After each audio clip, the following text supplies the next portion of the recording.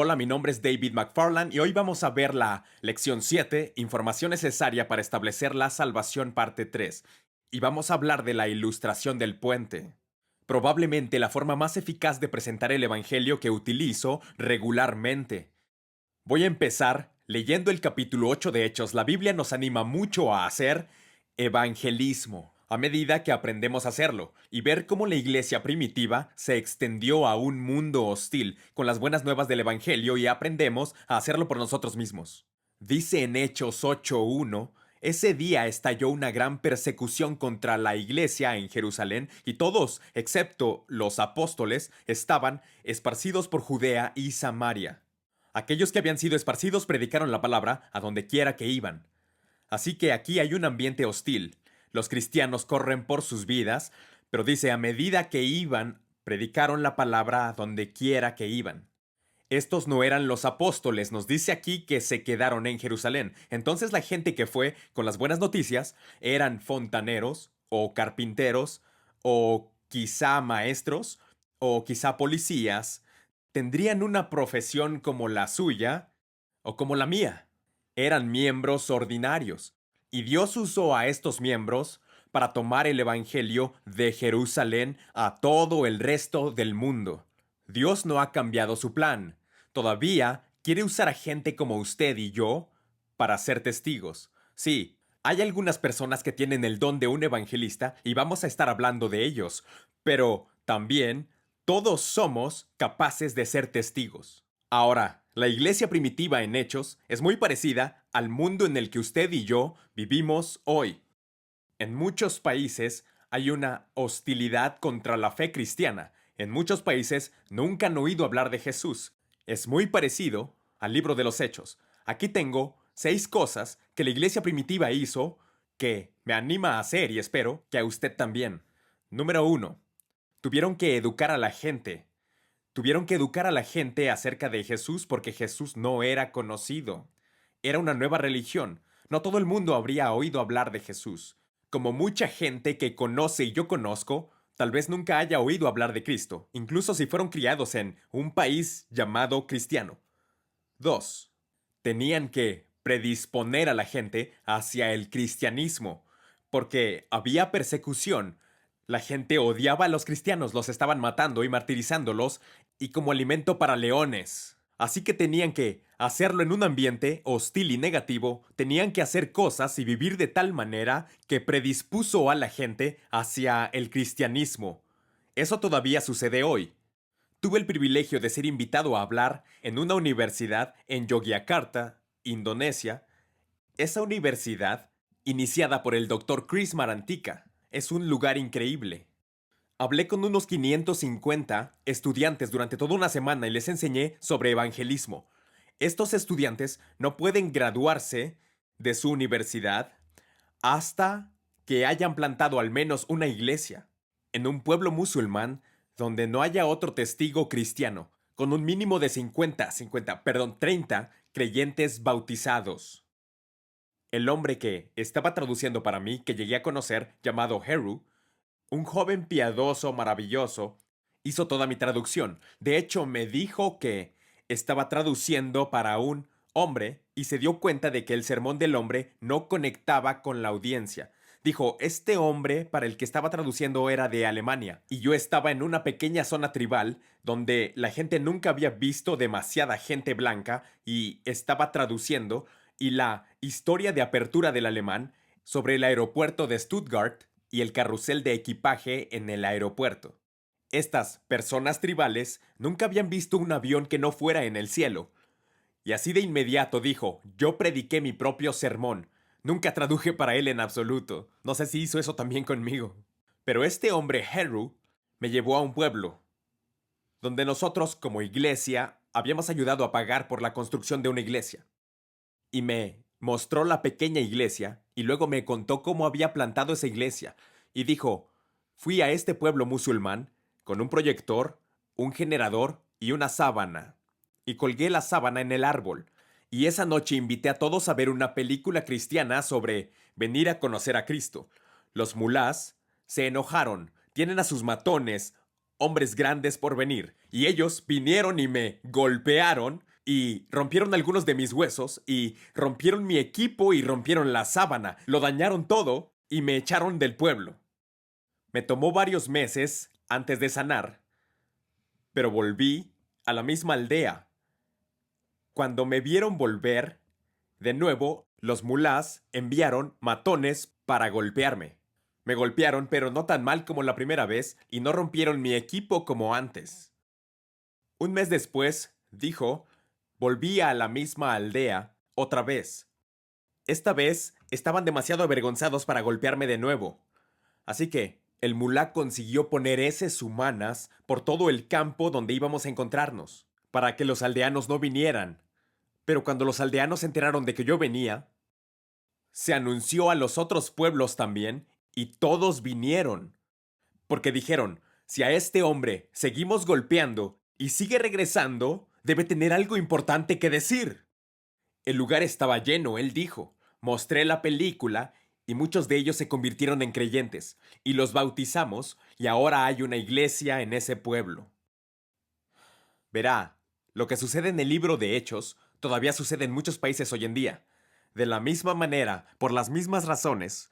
Así que número uno, necesitamos educar a la gente porque no saben acerca de Jesús. Debemos empezar simplemente a asumir que lo que saben acerca de Cristo no es nada. Tenemos que, si quiere, trabajar más duro de lo que debíamos hacer.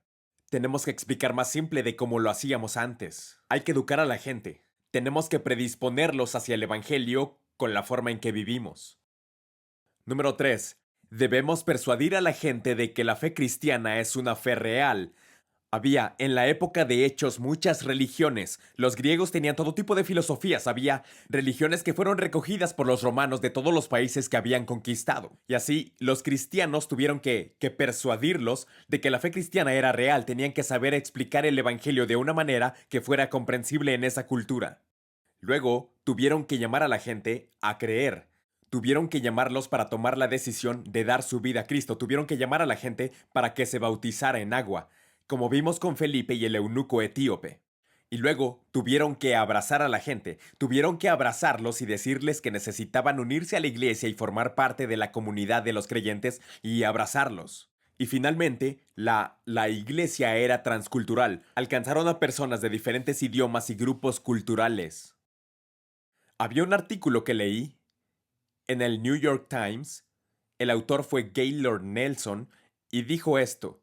No está relacionado con el cristianismo, pero aplica.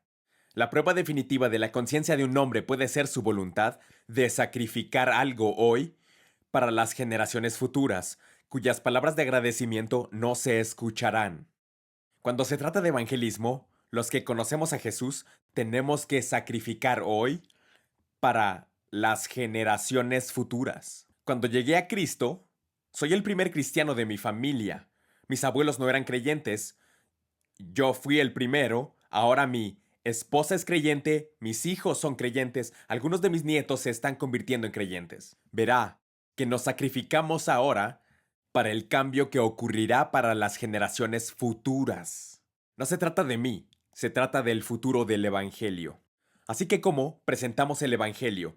Ya le he dado un par de herramientas que puede usar para contar a otros acerca de Cristo. Ok, las 4 leyes espirituales o un folleto, y el segundo le dije cómo dar su testimonio como herramienta para la evangelización. No es una historia de su vida, pero es una herramienta que tiene escritura en ella y la gente puede, con la información que da en su testimonio, conocer a Cristo por sí mismos bíblicamente. Y ahora vamos a ver una manera sencilla de presentar el Evangelio que se conoce como la ilustración del puente. Me enseñaron de esta manera hace mucho tiempo como un nuevo creyente y lo he usado muchas veces para llevar a la gente a Jesucristo. Un error que puede cometer como cristiano, como líder, es ponerle la culpa a la gente. Decir, debería estar compartiendo su fe, debería sentirse mal si no lo hace. Eso está mal. Lo que hay que hacer en su lugar es que debemos darles herramientas para que luego, cuando tengan oportunidad, ellos sabrán cómo, que no es tan difícil presentar el Evangelio cuando saben cómo. Y esta es una de las herramientas que podría enseñar. De hecho, he enseñado esta ilustración de puente a cada congregación que he pastoreado todos los años. Y no permitiré que nadie esté en el liderazgo en mi iglesia que no sea capaz de dar la presentación evangélica, porque nuestro valor como cristianos es evangelismo. Creemos que Dios ama a los perdidos y quiere hacerlo a través de usted y yo, así que debemos saber cómo hacerlo. Cómo hacerlo. Y esta es una gran herramienta que se puede aprender a utilizar y puede enseñar a usar a otros. Así que empieza la conversación. Podría comenzar la conversación diciendo, ya sabe, está interesado en cosas espirituales, o empieza a hablar de su fe cristiana y dice, bueno, me permitiría mostrarle cómo puede llegar a conocer a Cristo. Esta ilustración me ayudó en mi búsqueda espiritual. Tal vez le ayudará, me dejaría hacerlo. Pida permiso para hacerlo, ¿ok? Luego dice, como le he dicho en el video anterior, si tiene alguna pregunta, espere y guárdela hasta el final. Puede que aquí se explique sola. De esa manera no le interrumpirán y no le llevarán a diferentes tangentes. Puede hacerlo. Puede hacerlo en un pedazo de papel o en una servilleta en un restaurante, por ejemplo. De hecho, enseñé esta clase una vez y había una dama llamada Estela. Ella era una de las muchas que tomaron esta clase para presentar el Evangelio con una ilustración. Y se fue a las Bahamas de vacaciones y sentada en la playa, había una señora americana junto a ella. Era de Canadá y la otra americana, y ella habló con la americana acerca de espiritualidad y dijo, ¿puedo mostrarle una simple ilustración que explique cómo puede llegar a conocer a Cristo? Y la americana dijo sí. Así que Estela consiguió un palo y en la arena ella hizo la ilustración que estoy a punto de mostrarle cómo hacer, y la señora dio su vida a Cristo. Estela estaba muy feliz. Ella encontró una herramienta que funciona y funcionará para usted. Entonces, ¿cómo empieza esto? Bueno, déjeme mostrarle. Básicamente podría hacerlo en una servilleta en un restaurante, o un pedazo de papel. Sinceramente ya no uso esto de esta manera. Le diré al final lo que hago en su lugar, pero esto es sin duda como empecé, y le sugiero que considere hacerlo también. Yo escribo Juan 10:10 en la parte superior. Es un verso con el que me gusta empezar, y yo digo, contrariamente a la opinión popular, Jesús no vino a señalarlo con los dedos, para hacerlo sentir culpable, arruinar su vida, para quitar toda la diversión. En cambio, Jesús vino para que a través de conocerlo pueda tener una vida significativa, una sensación de paz en su corazón, con un sentido de propósito y significado. De hecho, en Juan 10:10, y escribe Juan 10:10 aquí arriba, Jesús dijo, yo he venido para que tengan vida y para que la tengan en abundancia. Jesús vino a darnos una vida que vale la pena vivir, ahora y por toda la eternidad. La tragedia es que muchas personas nunca la encuentran. Buscan respuestas a la vida en dinero y fama y las relaciones y sexo y drogas. Buscan en todas partes y no encuentran la respuesta que están buscando, porque nunca consideran volverse a Cristo. Y me gustaría que considerase las afirmaciones de Cristo ahora, porque realmente cambiaron mi vida. Verá, Dios estaba en el principio y luego creó la humanidad. Pero no creó al hombre como robot, le dio libre albedrío. Y el hombre escogió romper la relación con Dios para rebelarse contra Dios, para seguir su propio camino, para hacer cosas que disgustan a Dios. La Biblia llama eso pecado, y así un gran abismo se hizo entre el hombre aquí y los pecados. Así que pongamos al hombre aquí y podría poner a Dios aquí. ¿Ok?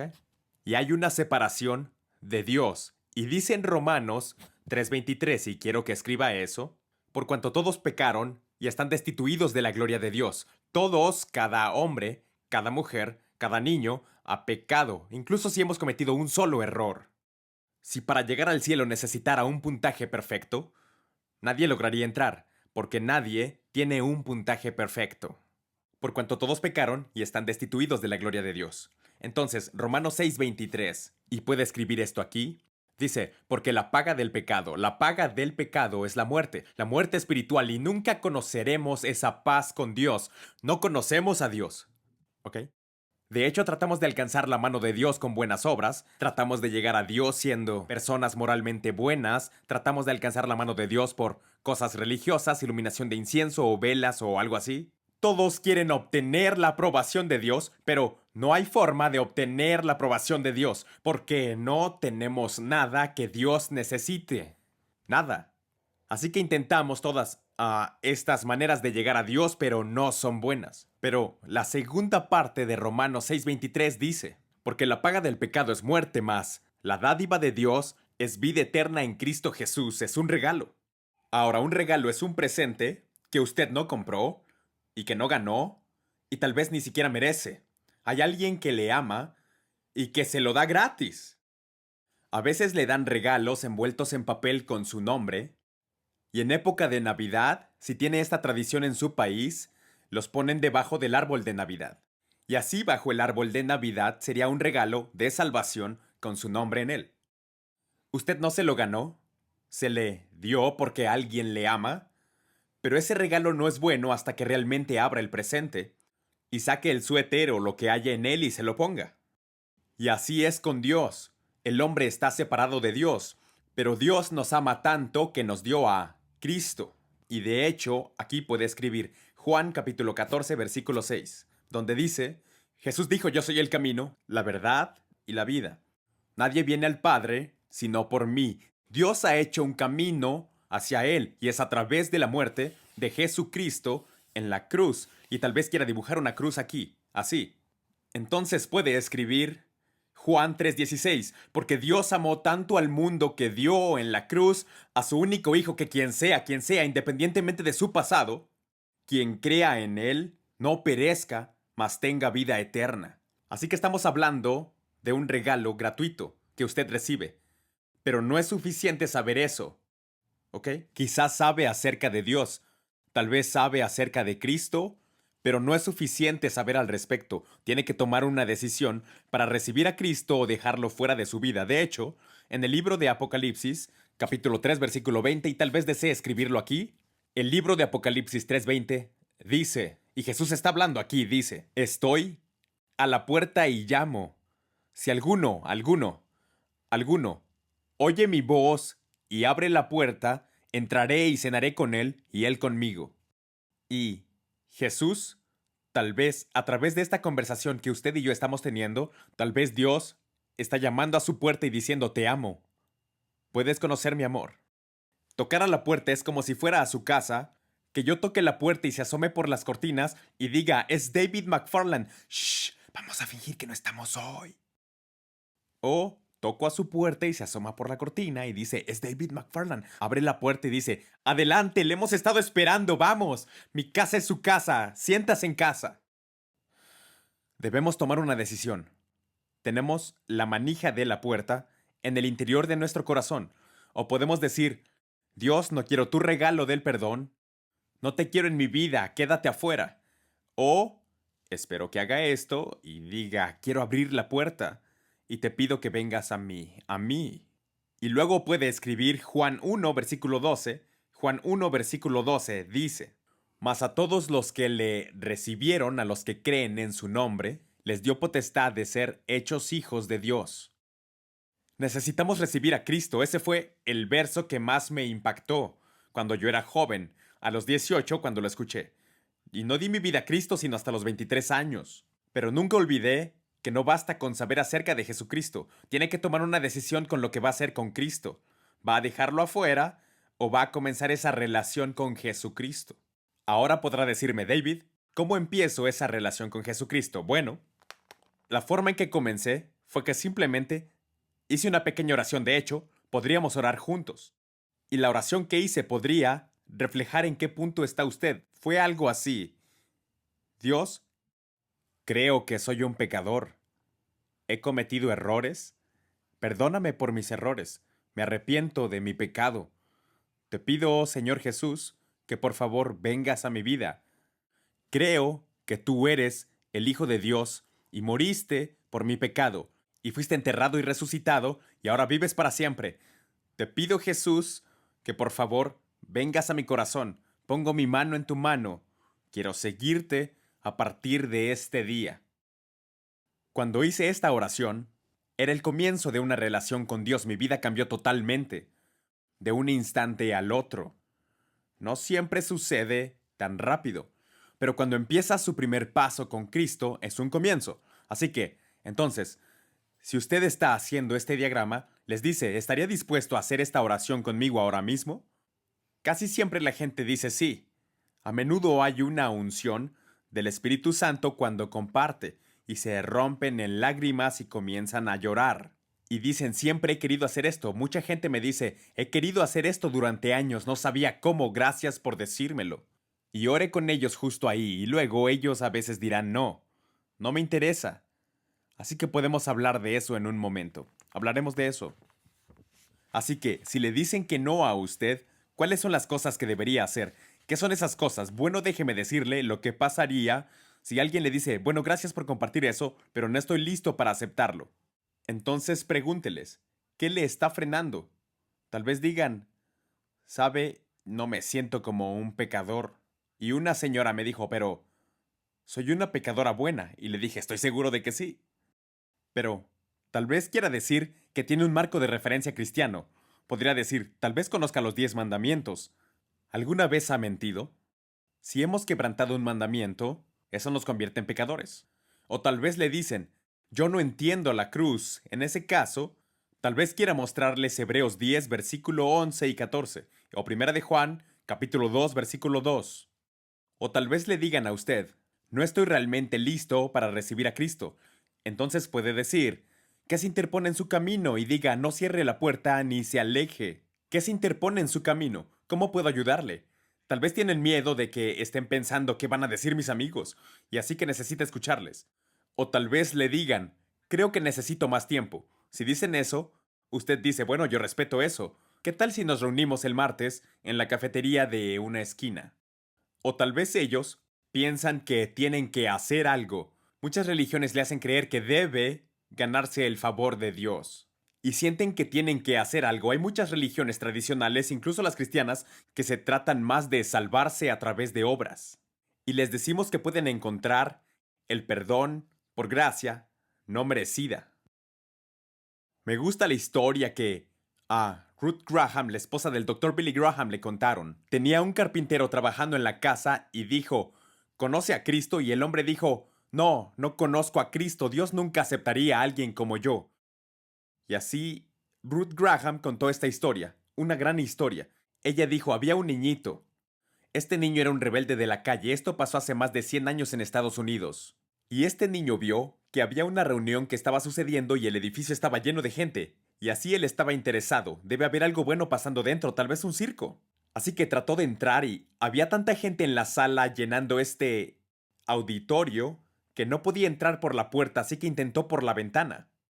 Seguían ahuyentándolo. Vete, niño, fuera. Así que finalmente se sentó en la parte de afuera. Estaba llorando, diciendo, quiero entrar. Un carruaje se detuvo y un hombre grande se bajó del carruaje. El hombre grande miró al niño y le dijo al pequeño, hijo, ¿por qué lloras? El niño dijo, hay algo que está pasando en esta reunión y quiero ir, pero nadie me dejará entrar. Y el gran hombre dijo, ven conmigo. Y tomó al niño de la mano. Y se acercaron a la puerta, con toda la gente donde había tratado de entrar antes, pero esta vez la gente se quedó a un lado. Y el hombre, de la mano con el niño, pasó, y mientras caminaba, la gente se separó, y dejaron entrar al gran hombre con el niño. El hombre grande tomó al niño de la mano hasta llegar al frente del auditorio y lo sentó en la primera fila, el mejor asiento de la casa. Y entonces el gran hombre se levantó para hablar. Era D.L. Moody, el famoso evangelista. Fue el orador en esa reunión especial. Lo que D.L. Moody hizo con este niño es exactamente lo que Jesús hace con nosotros. No podemos entrar solos. Pero cuando ponemos nuestra mano en la mano de Jesús, nos lleva a la presencia de Dios. Esa historia a menudo ayuda a las personas a tomar esa decisión por Jesucristo. O la gente dice, siempre he sido un cristiano. Mi suegra dijo eso. Siempre había sido cristiana, siempre iba a la iglesia, pero no conocía a Cristo. Recuerdo el día que le di el plan de salvación y la llevé a Cristo. Ella es mi mejor guerrera de oración desde entonces, es una mujer maravillosa que ama a Dios con todo su corazón. O finalmente podrían decirle, pero no entiendo tal cosa cristiana. Y usted podría decir, bueno, yo tampoco entiendo la electricidad, pero la uso todos los días. Así que no cierre la puerta a la gente. Una vez que hayan orado con usted, asegúrese de tomar su información y asegúrese de hacer un seguimiento con ellos, que es otra clase que estamos enseñando de cómo hacer un seguimiento y dar seguimiento a los nuevos creyentes. Así que voy a hablar por un tiempo más y le voy a decir dos cosas. Número uno, es que este plan de salvación ya no uso este tipo de diagramas.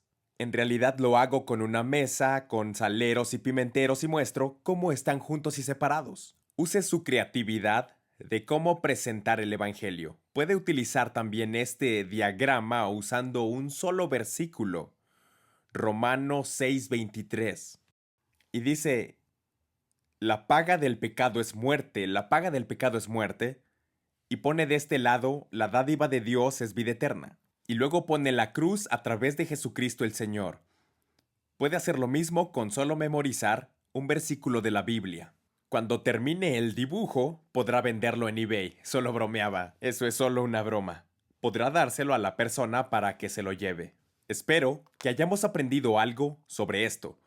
No hay nada más emocionante que llevar a alguien a Cristo. Y este diagrama es fácil de hacer. Y es algo que definitivamente debería memorizar y practicar con varias personas. De hecho, incluso se podría practicar en algunos no cristianos diciendo aprendí a hacer un diagrama que explica el cristianismo. Me dijeron que necesitaba probarlo con alguien. ¿Le importaría si lo pruebo en usted? Y así hágalo con un amigo y pídales que den su vida a Cristo. Curiosamente, un número de personas han hecho lo que acabo de decir y han llevado a la gente a Cristo, así que podrá intentar hacerlo. Es un gran diagrama, es una gran manera de presentar el Evangelio. Cierro con esto. No hay nada más emocionante que llevar a alguien a Jesús. Que Dios pueda usar a gente como usted y yo, aunque somos imperfectos, para cambiar una vida por la eternidad. Es asombroso. Lo escuché ilustrado una vez en una historia divertida, con la que voy a cerrar. Y la historia es esta, había una pareja, analfabetos, no sabían escribir ni leer. Y esta pareja fue a la reunión de Ejército de Salvación y se entregaron a Jesús. Y ambos avanzaron, y oraron y dieron su vida a Cristo y nacieron de nuevo, un cambio poderoso en su vida. Así que, vio que los hombres del Ejército de Salvación llevaban pantalones negros, entonces le dijo a su esposa, Margaret, ¿me comprarías pantalones negros? Compró pantalones negros para ser como el Ejército de Salvación. No podían leer ni escribir, pero memorizaron la escritura escuchándola. Entonces se dio cuenta de que llevaban zapatos negros, así que le dijo a Margaret, ¿me comprarías zapatos negros? Y se los compró. Llevaban camisas blancas, Margaret, ¿me comprarías una? Y luego llegó el invierno, y se pusieron suéteres y los suéteres eran suéteres rojos con letras azules al frente. No podían leer ni escribir, pero le dijo a Margaret, ¿me tejerías un suéter? Entonces la tierna señora dijo, por supuesto. Esta nueva y maravillosa pareja cristiana compró la lana roja y lana azul, y ella la tejió. Y cuando llegó al frente del suéter, incapaz de leer y escribir, no sabía qué escribir en el suéter. Entonces ella estaba sentada y pensando en su sala, ¿qué pongo? Pero miró al otro lado de la calle, había un restaurante. Y en la ventana del restaurante había un gran letrero con letras. Entonces ella copió las letras, letra por letra, y las puso en el suéter. Cuando ella lo terminó, él se puso el suéter y entró en la reunión del Ejército de Salvación y le dieron una ovación de pie. Porque el suéter decía, yo soy el nuevo encargado. Una gran imagen de una vida transformada. Ya no somos los mismos que éramos, estaba perdido y ahora fui encontrado. Mi oración es que todos nos pongamos este suéter y salgamos de este seminario diferentes a como vinimos, bajo una nueva administración, la del Señor Jesucristo, y comprometidos de nuevo para contarle a la gente acerca de Jesús. Y mi oración es, de hecho, oraré por usted. Inclinemos la cabeza y cerremos los ojos en oración. Querido Señor Jesús, ayúdanos a tomar esta sencilla herramienta, la ilustración del puente, y empezar a usarla mañana y al día siguiente, y que veamos una cosecha de almas para la gloria de Dios, en el nombre de Jesús. Amén y amén. Que Dios le bendiga.